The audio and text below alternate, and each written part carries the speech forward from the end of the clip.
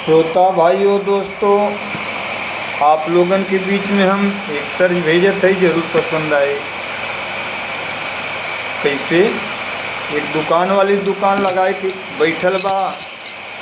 वहाँ ग्राहक पहुँच के का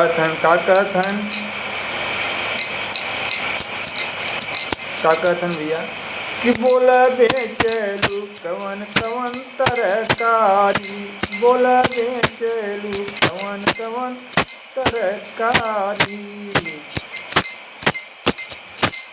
दुकान तोहार प्राइवेट हो कि सरकारी, बोला बेचलू कवन कवन तरकारी, बोला बेचलू कवन कवन तरकारी।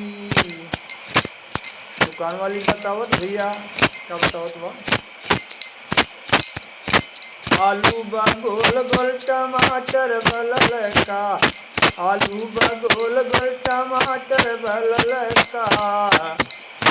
लैला लैला हई घंटा बलम का, बोला बेचलू कवन कवन तरकारी, बोला बेचलू कवन कवन तरकारी।